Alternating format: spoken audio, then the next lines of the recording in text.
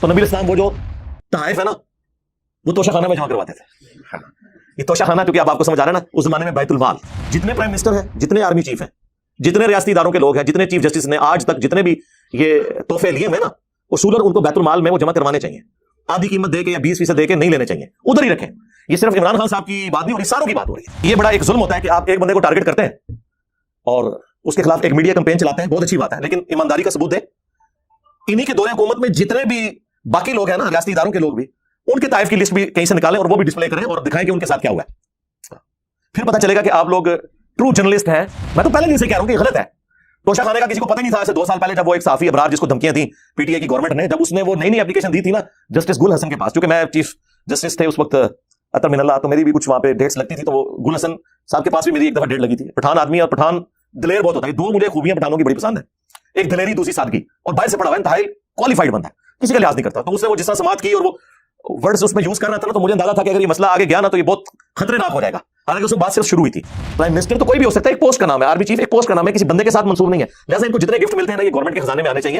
اور پھر دیکھیں اتنے مہنگے مہنگے گفٹ ہیں, ان گفٹس کے ذریعے ویسے ہمیں تو یہ کہتے ہیں آپ 10-10 روپے ڈیم فنڈ میں جمع کروائیں, 20-20 روپے اسلاف فنڈ میں جمع کروائیں, اور خود انہوں نے لاکھوں کروڑوں کے جو گفٹ ہیں وہ اپنے پاس رکھے ہیں. اور صرف گفٹ نہیں, پھر ان کی رشتہ داریاں ہوتی ہیں, اور پھر آگے سارے کے سارے معاملات چلتے ہیں ان کے. ان لوگوں نے اپنی جیبیں نہیں ڈھیلی کر دی ہیں, انہوں نے نہیں دینا گورنمنٹ کے خزانے کے اندر. ملک کے حاکم جو ہیں وہ عوام ہے. اور یہ بات اگر کوئی مذہبی پلیٹ فارم سے کرتا ہے تو وہ فوراً مولوی چکر پڑ جاتے ہیں, جی عوام کی حاکمیت, یہ تو جمہوریت شرک, اور خود یہ سارے حکمرانوں کے تلوے چاٹتے ہیں, سارے ان کنگز کے, ان بادشاہوں کے, ان ملوک کے قدموں میں بیٹھے ہوتے ہیں. اسلامی ہسٹری میں جتنی حکومتیں حکمرانوں نے کی ہیں نا ظلم پہ مبنی, سارے مولوی بزرگان دین ہی تھے جو ان کے درباروں میں بیٹھے ہوئے ان کو فتوے دیتے ہوتے تھے. اس زمانے میں اگر ان کو ہوتا نا کہ عوام کی حاکمیت ہونی چاہیے, ہر شخص کو اللہ تعالیٰ نے آزاد پیدا کیا, کسی کو حق نہیں اسے غلام بنایا اپنا, جبکہ وہ عوام اپنے ٹیکسز کے ذریعے تمہاری تنخواہیں بھی دے رہے ہوں. اور یقین کریں وہ بندہ حیران ہو جاتا ہے. جناب پرائم منسٹرز ہیں, اپنے بیگ اٹھائے ہوئے ہیں, اپنے بچوں کو بھی خود اٹھایا ہوا ہے, سڑک کراس کر رہے ہیں, سائیکل پہ جا رہے ہیں, جی اتنا بڑا جج ہے سائیکل چلا رہا ہے. ویسے ہمارے بھی یہی کچھ کرتے ہیں. یہ سارے ملازم آپ کو یہاں نظر آئیں گے. آپ ذرا انہی لوگوں کو انگلینڈ کی سڑکوں پہ اور فٹ پاتھوں پہ آپ دیکھیں نا, انہوں نے خود ہی اپنے بیگ اٹھائے ہوتے ہیں, وہاں ساری ان کی افسری نکل جاتی ہے جا کے. میں ایک فلاحی ادارے میں کام کرتا ہوں. ہماری تنخواہ صدقہ اور خیرات کے پیسوں سے ملتی ہے. ہمارے ادارے کو ڈونر بکرے وغیرہ صدقہ کرتے ہیں, اور اس کا گوشت بھی ہم ورکر کو دیا جاتا ہے. کیا ہمارے لیے جائز ہے؟ بالکل جائز ہے, حلال ہے, قرآن میں آیا. سورہ التوبہ کی آیت نمبر 60 جو ہے نا, 60 نمبر, اس میں زکوٰۃ اور صدقات, ویسے عربی میں جو قرآن میں جو ٹرم ہے وہ صدقات یوز ہوئی ہے. جو فرض صدقہ ہے اسے ہم زکوٰۃ کہتے ہیں یا عشر کہتے ہیں کھیتی باڑی کے کیس کے اندر, اور اس طریقے سے خمس کہتے ہیں اگر کوئی زمینی دفینہ نکل آئے, کسی کی زمین میں تیل نکل آتا ہے یا کوئی خزانہ نکل آتا ہے, تو سیدھا آپ نے اس کا 5واں حصہ جو ہے نا وہ بیت المال میں جمع کروانا ہے. اور جو نفلی صدقات ہیں ان کے لیے ہماری ٹرم صدقہ خیرات یوز ہوتی ہے, لیکن قرآن میں صدقہ ہی کہا جاتا ہے اس کو. تو سورہ توبہ کی آیت نمبر 60 میں صدقات کے 8 مصارف بیان ہوئے ہیں, جس میں میں نے تفصیلی ویڈیو ریکارڈ کروائی تھی. زکوٰۃ کے قدیم اور جدید 70 احکام و مسائل, مسئلہ 95B کے نام سے. چاہے مسئلہ 95B لکھیں, چاہے رومن میں زکوٰۃ کے احکامات لکھیں, تو وہ ویڈیو کھل جائے گی. آپ سینکڑوں کتابیں زکوٰۃ کے مسائل پہ پڑھیں نا, تب بھی آپ کی کچھ چیزیں رہ جائیں گی جو آپ کو سمجھ نہ آئے, لیکن وہ 2 گھنٹے کی ویڈیو آپ کو ایک ایک چیز کلیئر کر دے گی. چاہے وہ بھیڑ بکریوں کی زکوٰۃ ہو, اونٹ کی ہو, زیورات کی ہو, جی پی ایف کا ایشو ہو, باقی جتنے جدید مسائل ہیں اس میں میں نے کور کیے ہیں. تو اس میں بھی ایک مصرف ہے کہ جو لوگ صدقات یعنی زکوٰۃ کو کلیکٹ کرنے جاتے ہیں, اس زمانے میں نبی الاسلام کی طرف سے جاتے تھے نا لوگ جو کلیکٹ کرتے تھے بھیڑ بکریوں کی زکوٰۃ, تو ان کی تنخواہیں بھی اس میں سے جائیں گی, اور ان کو باقاعدہ تنخواہ دی جاتی تھی. لیکن اس میں ایک چیز ہوتی تھی کہ بعض اوقات وہ لوگ ساتھ تحفے بھی لے کے آتے تھے, اور جب بیت المال میں زکوٰۃ جمع کرواتے تھے تو کہتے تھے یہ تو زکوٰۃ ہے جو ہم نے کلیکٹ کی ہے آن دا بہاف آف پروفٹ صلی اللہ علیہ وآلہ وسلم, اور اس کے بعد خلفائے راشدین کے بہاف کے اوپر, اور یہ وہ تحفے ہیں جو لوگوں نے ہمیں دیے ہیں. تو نبی علیہ السلام فرماتے تھے تم اپنی ماں کی گود میں جا کر لیٹو, یعنی اپنے گھر میں ہی رہو, میں دیکھتا ہوں کہ تمہیں کون تحفہ دیتا ہے. یہ تحفے تمہیں اس پوسٹ کی وجہ سے ملے ہیں. ظاہر ہے کوئی اور بھی صحابی کیا ہوتا اسے بھی مل جاتا, تو نبی علیہ السلام وہ جو تحائف ہے نا وہ توشہ خانہ میں جمع کرواتے تھے. ہاں یہ توشہ خانہ چونکہ اب آپ کو سمجھ آ رہا ہے نا, اس زمانے میں بیت المال, تو جتنے بھی بار کے تحائف ہیں نا یہ جو توشہ خانہ میں جمع ہوتے ہیں نا, اور یہ جو قانون بنا ہوا ہے, ویسے تو سارے لوگوں کو نظر آتا ہے پاکستان کا فلاں قانون جو ہے وہ قرآن و سنت کے منافی ہے, تو یہ بھی قانون منافی ہے. اور اس میں سنگل آؤٹ کسی ایک پرائم منسٹر کو آپ نہ کریں. جتنے پرائم منسٹر ہیں, جتنے آرمی چیف ہیں, جتنے ریاستی اداروں کے لوگ ہیں, جتنے چیف جسٹس نے آج تک جتنے بھی یہ تحفے لیے ہوئے ہیں نا, اصولاً ان کو بیت المال میں وہ جمع کروانے چاہیے. آدھی قیمت دے کے یا 20% دے کے نہیں لینے چاہیے, ادھر ہی رکھیں. یہ صرف عمران خان صاحب کی بات نہیں ہو رہی, ساروں کی بات ہو رہی ہے. لیکن یہ بڑا ایک ظلم ہوتا ہے کہ آپ ایک بندے کو ٹارگٹ کرتے ہیں اور اس کے خلاف ایک میڈیا کمپین چلاتے ہیں, بہت اچھی بات ہے, لیکن ایمانداری کا ثبوت دیں.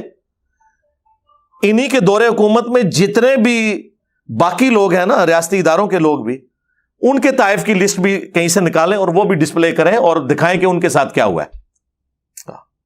پھر پتہ چلے گا کہ آپ لوگ ٹرو جرنلسٹ ہیں اور یہ سب کچھ لے کے چل رہے ہیں. صحیح, میں تو پہلے دن سے کہہ رہا ہوں کہ یہ غلط ہے. توشہ خانے کا کسی کو پتہ ہی نہیں تھا. ایسے 2 سال پہلے جب وہ ایک صحافی ابرار جس کو دھمکیاں دیں پی ٹی اے کی گورنمنٹ نے, جب اس نے وہ نئی اپلیکیشن دی تھی نا جسٹس گل حسن کے پاس, چونکہ میں چیف جسٹس تھے اس وقت اطہر من اللہ, تو میری بھی کچھ وہاں پہ ڈیٹس لگتی تھی, تو وہ گل حسن صاحب کے پاس بھی میری ایک دفعہ ڈیٹ لگی تھی. پٹھان آدمی اور پٹھان دلیر بہت ہوتا ہے. یہ 2 مجھے خوبیاں پٹھانوں کی بڑی پسند ہیں, ایک دلیری, دوسری سادگی, اور باہر سے پڑھا ہوا ہے, انتہائی کوالیفائڈ بندہ ہے, کسی کا لحاظ نہیں کرتا. تو اس نے وہ جس طرح سماعت کی اور وہ ورڈز اس میں یوز کر رہا تھا نا, تو مجھے اندازہ تھا کہ اگر یہ مسئلہ آگے گیا نا تو یہ بہت خطرناک ہو جائے گا. حالانکہ اس وقت بات صرف شروع ہوئی تھی.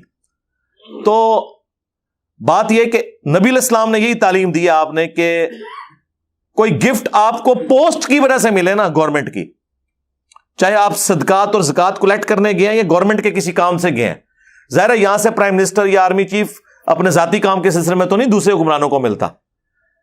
پرائم منسٹر تو کوئی بھی ہو سکتا ہے, ایک پوسٹ کا نام ہے. آرمی چیف ایک پوسٹ کا نام ہے, کسی بندے کے ساتھ منسوب نہیں ہے. لہٰذا ان کو جتنے گفٹ ملتے ہیں نا یہ گورنمنٹ کے خزانے میں آنے چاہیے. اور پھر دیکھیں اتنے مہنگے مہنگے گفٹ ہیں, ان گفٹس کے ذریعے ویسے ہمیں تو یہ کہتے ہیں آپ 10-10 روپیہ ڈیم فنڈ میں جمع کروائیں, 20-20 روپیہ سلاف فنڈ میں جمع کروائیں, اور خود انہوں نے لاکھوں کروڑوں کے جو گفٹ ہیں وہ اپنے پاس رکھے ہوئے ہیں. اور صرف گفٹ نہیں, پھر ان کی رشتہ داریاں ہوتی ہیں, اور پھر آگے سارے کے سارے معاملات چلتے ہیں ان کے. ان لوگوں نے اپنی جیبیں نہیں ڈھیلی کر دی ہیں, انہوں نے نہیں دینا گورنمنٹ کے خزانے کے اندر. تو نبی علیہ السلام نے یہ حکم فرمایا کہ وہ تحفے آپ نے اپنے پاس نہیں رکھنے. تو وہ تحفوں سے سلسلہ شروع ہوا. اس زمانے میں بیت المال, آج ہم اسے توشہ خانہ کہتے ہیں. تو تنخواہیں کلیکٹرز کی اسی میں سے آئیں گی, یہ ذہن میں رکھیے گا. اور یہ کوئی صدقہ خیرات نہیں ہے. اب یہ جو آپ نے کہا کہ اس میں وہ گفٹ وغیرہ دیتے ہیں, گفٹ وغیرہ کس چکر میں آپ کو دے رہے ہوں گے وہ, ہاں اگر بیت المال میں ایک چیز جمع ہوئی اس کے بعد تنخواہ کے عوض اگر آپ کو کچھ ملتا ہے نا پھر تو آپ لے لیں. لیکن صرف اس وجہ سے کہ آپ اس دفتر میں ملازم ہیں, آپ کو بکرے مل رہے ہیں, تو کیا پاکستانی پوری عوام کو وہ بکرے مل گئے ہیں اور ان کا گوشت نہیں ملا؟ تو آپ کس چکر میں بکرے لے رہے ہیں؟ صرف تنخواہ. تنخواہ کے علاوہ جو کچھ لیں گے پھر باقیوں کا بھی حق ہے. آپ سے زیادہ حقدار لوگ موجود ہیں. آپ سے زیادہ حقدار وہ لوگ ہیں جو بیچارے بے روزگار ہیں. آپ کے پاس تو پھر بھی تنخواہ آ رہی ہے نا آپ کو. جو بے روزگار لوگ ہیں وہ تو زیادہ حقدار ہیں. تو یہ تحفے تحائف اس میں سے نہ آپ لیں. باقی جو آپ کو تنخواہ مل رہی ہے وہ آپ کا رائٹ ہے, آپ ضرور لیں. بلکہ نبی علیہ السلام تو بعض آپ کے ساتھی ریلیکٹنٹ ہوتے تھے تو آپ ان کو زبردستی دیا کرتے تھے کہ جب ہم کسی کو پوسٹ دیں گے تو ہم اسے ساتھ تنخواہ بھی دیں گے یا جو کچھ دیں گے, اور اس میں وہ ریلیکٹنٹ نہ ہو. اسی کے تحت سرکاری ملازمین کی تنخواہیں ہوتی ہیں, اسی کے تحت فوج کی تنخواہیں ہوتی ہیں, پولیس کی ہوتی ہیں, جوڈیشری کی ہوتی ہیں. یہ الگ بات ہے کہ ہمارے یہ سارے ادارے اپنے آپ کو ملک کا حاکم سمجھتے ہیں, حالانکہ ملک کے حاکم جو ہیں وہ عوام ہیں. اب یہ بات اگر کوئی مذہبی پلیٹ فارم سے کرتا ہے تو وہ فوراً مولوی چکر پڑ جاتے ہیں, وہ جی عوام کی حاکمیت, یہ تو جمہوریت شرک.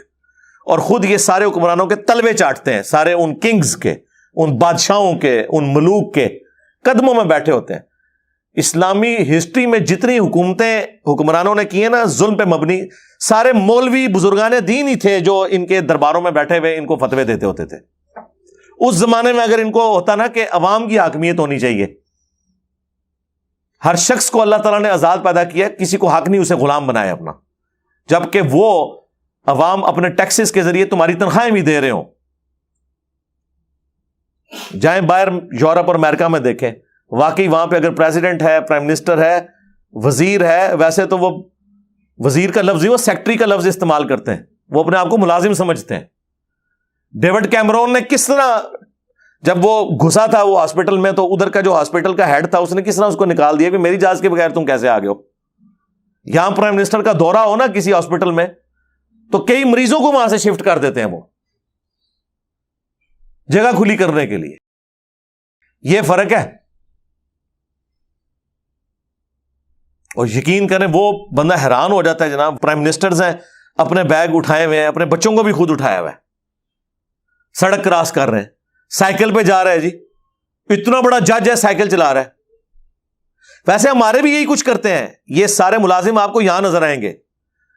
آپ ذرا انہی لوگوں کو انگلینڈ کی سڑکوں پہ اور فٹ پاتھوں پہ آپ دیکھیں نا، انہوں نے خود ہی اپنے بیگ اٹھائے ہوئے ہوتے ہیں، وہاں ساری ان کی افسری نکل جاتی ہے جا کے، کیونکہ وہاں پہ لوگ پھر اس چیز کو عیب سمجھتے ہیں۔ ہم بھی تو ویسے جاہل ہونے کی وجہ سے ان کو پروموٹ کیے ہوئے ہیں نا۔ یہاں بھی اگر لوگ عیب سمجھے نا اس بات کو کہ ایک بندے نے ساتھ اتنے بندے رکھے ہوئے اپنا سامان اٹھانے کے لیے، تو یہاں پہ بھی یہ لوگ منہ چھپاتے پھریں۔ وہاں اس لیے نہیں، یہ نہیں کہ وہاں یہ ملازم نہیں رکھ سکتے، ان کے پاس تو اتنا پیسہ ہے، آپ کی سوچ ہے۔ صرف وہاں پہ لوگ کیا کہیں گے، اس نے سامان اٹھانے کے لیے بندے ساتھ رکھے ہوئے، وہاں ان کے سامنے اپنے آپ کو اس طرح پریزنٹ کرتے ہیں جس طرح وہاں اچھا سمجھا جاتا ہے۔ تو اس کا مطلب ہے کہ یار پاکستانی عوام سے تو زیادہ ایجوکیٹڈ ان کی عوام ہے، جنت ہی پھر بھی تسی جانا ہے، یہ لگ جائے گا پتہ۔ تو تنخواہ آپ لے سکتے ہیں، باقی چیزیں نہیں۔